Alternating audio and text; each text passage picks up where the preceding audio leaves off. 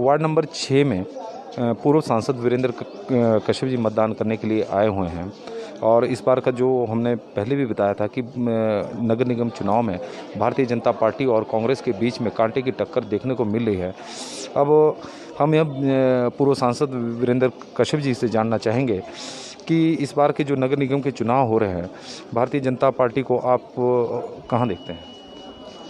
ये आज बड़ा सौभाग्य का दिन है, खास करके सोलन निवासियों के लिए, यहाँ के मतदाताओं के लिए, क्योंकि नगर निगम जो पिछले दिनों प्रदेश के मुख्यमंत्री श्री जयराम ठाकुर जी ने यहाँ की जनता के लिए दिया है, बहुत लंबी डिमांड संघर्ष करने के बाद, इसलिए मैं समझता हूँ कि आज लोग जो हैं ज़्यादा से ज़्यादा वोट करने आएंगे और उनको खुशी भी है।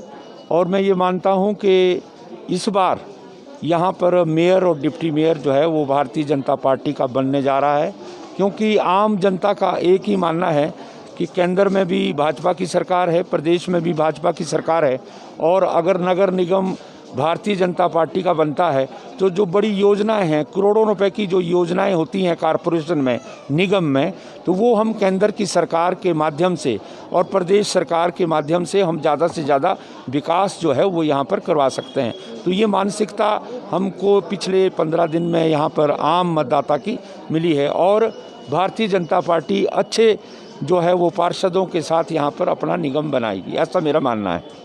सर, यह देखने में आया है कि जो चुनाव प्रचार था, चुनाव प्रचार के दौरान यह देखने को मिला कि भारतीय जनता पार्टी के पास केवल एक ही मुद्दा था, नगर निगम, कि जयराम सरकार ने सोलन की जनता को एक नायाब तोहफा दिया है नगर निगम के रूप में। तो इस मुद्दे के अलावा भारतीय जनता पार्टी कोई मतदाताओं को आकर्षित करने के लिए कोई अन्य मुद्दा नहीं प्रस्तुत कर सकी लोगों को। देखिए, मेरा ये मानना है, आप सही कह रहे हैं कि नगर निगम जो है वो अपने आप में सबसे बड़ा मुद्दा था, क्योंकि कई वर्षों से मैं कहूं, और मैं स्वयं भी सांसद होने के नाते इस बात को कई बार उठाता रहा, परंतु कांग्रेस की सरकार जो है वो उसको देने में असफल रही। हालांकि उन्होंने धर्मशाला में जो है वो निगम दिया, तो निगम के चुनाव हो रहे हैं तो उसमें मुद्दा जो है वो निगम का ही रहेगा। पर निगम के साथ साथ हमने ये भी कहा है कि आपको ज़्यादा से ज़्यादा इन्हीं यहाँ पर पार्षद अपने भाजपा के देने हैं और भाजपा का यहाँ पर निगम बनेगा तो हम केंद्र से भी बहुत भारी जो विकास के लिए पैसा है, क्योंकि मेरा मानना है एज सांसद के रूप में भी मैंने देखा है कि जो बड़ी योजनाएं, करोड़ों रुपए की योजनाएं होती हैं, क्योंकि यहाँ पर पार्किंग, मल्टी स्टोरीड पार्किंग की बात हो, यहाँ पर सीवरेज सिस्टम की बात हो, यहाँ पर जो एम्बुलेंस रोड्स की बात हो, इन सब चीज़ों को देखते हुए पैसा जो है वो एक मेजर जो है वो विकास के लिए जो है पैसा ज़रूरी है। और अगर यहाँ पर हमारा जैसे बन रहा है, मैं ये मानता हूँ कि लोगों का एक मन बना हुआ है कि नहीं, भारतीय जनता पार्टी को ही हमने इस बार निगम देना है ताकि हम ज़्यादा से ज़्यादा पैसा केंद्र से भी लाएं, प्रदेश की सरकार से भी लाएं। तो ये मुद्दा तो अपने आप में सबसे प्रथम मुद्दा और सबसे आकर्षित मुद्दा जो है वोटर के समक्ष यही था। सर, एक बात देखने में आई कि जब सरकार ने नगर निगम बनाया तो उन्होंने ग्रामीण क्षेत्रों को पहले सरकार ने कहा कि 3 वर्ष तक के लिए कर में छूट दी जाएगी, लेकिन जब चुनाव प्रचार यहाँ शुरू हुए तो मुख्यमंत्री ने घोषणा की कि 5 साल तक ग्रामीण क्षेत्रों को कर देने की कोई ज़रूरत नहीं, उन्हें छूट दी गई। लेकिन कांग्रेस ने 15 साल तक इस छूट का प्रावधान किया है कि ग्रामीण जो शहरों में ग्रामीण क्षेत्र में लाए गए, उन्होंने 15 साल तक कोई कर नहीं देना है। इसे आप कैसे देखते हैं? देखिए, कांग्रेस तो जो मर्जी बोले, वो तो चांद को भी धरती पर उतार सकती है। आज विरोधी पक्ष होने के नाते विपक्ष में है और हम सब लोगों को मालूम है कि आज कांग्रेस पार्टी की हालत क्या है, प्रदेश में भी क्या हालत है और केंद्र में भी क्या हालत है, नेतृत्व का जो है वो किस प्रकार का टोटा इनके पास पड़ा हुआ है। वो जो मर्जी है वो लोग उस पर विश्वास करने वाले नहीं हैं, परंतु यहाँ पर तो जो हम बात करेंगे वो सही होगी, वो ठीक उतरेगी और लोगों को ये भी पता है कि निगम जो है उन्हीं का बनेगा जिनकी प्रदेश में और केंद्र में सरकार है। तो कांग्रेस तो जो मर्जी कहे, उसका विश्वास जो है वो कोई आम मतदाता जो है वो करने वाला नहीं है, ऐसा मेरा मानना है। वीरेंद्र कश्यप जी का साफ मानना है कि नगर निगम में इस बार जो नगर निगम बनने जा रही, जो जिसके लिए आज मतदान हो रहा है, वो भारतीय जनता पार्टी की नगर निगम बनेगी। और इस दौरान देखिए कि वार्ड नंबर 6 में मतदाताओं की लंबी कतारें हैं और सोशल डिस्टेंसिंग के साथ मतदाता यहाँ पर खड़े हुए हैं ताकि कोरोना की लड़ाई में सबका योगदान रहे और कोरोना के मामले जिस तरह से सोलन शहर में सामने आ रहे हैं उससे प्रशासन भी डरा हुआ है, लोग भी थोड़े सहमे हुए हैं, लेकिन मतदान करना भी ज़रूरी है।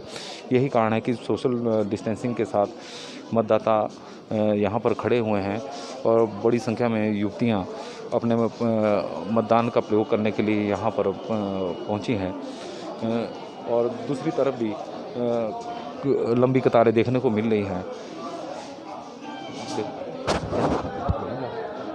पहली बार मतदान कर रहे हैं, बोलेंगे नाम बताना है ना, बस और नाम बताना कि मैं पहली बार मतदान कर रहा हूँ। और देखिए वार्ड नंबर 6 में थोड़ी कहासुनी शुरू हो चुकी है दोनों प्रत्याशियों के पतियों के बीच में। वह कांग्रेस और भारतीय जनता पार्टी वोट को लेकर आपस में उलझे हुए हैं। देखिए किस तरह से उलझे हुए हैं। तो क्या हो रहा है? प्रशासन देखें वैलिड है कि नहीं है। ये वोट को लेकर कोई कंट्रोवर्सी क्रिएट हो चुकी है। आप बिल्कुल करो, सीधी सी बात है। जो आपको गलत लग रहा है बिल्कुल चैलेंज करो आप। ये आपका अधिकार है।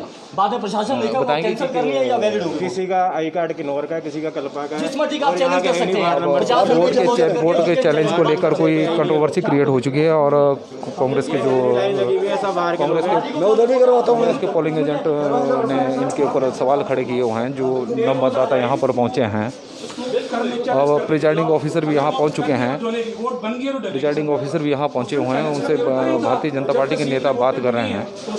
अब लोगों को लग रहा, अब वो दोनों पार्टी के प्रत्याशियों को लग रहा है कि उनके साथ कोई पोलिंग में गड़बड़ हो रही है। इनका कहना है कि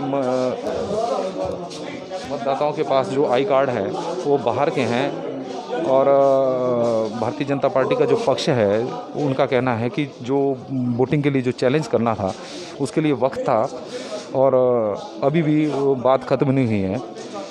दोनों खेमे एक दूसरे से उलझे हुए हैं। तहसील के अंदर टाइम मिलता है इसको चैलेंज करने का। आप यहाँ अब कर सकते हो। अब वोट के चैलेंज को लेकर सवाल खड़े हो रहे हैं कि अब हम जानना चाहेंगे कि क्या बात है। नमस्कार। ये हमारे साथ खड़े हैं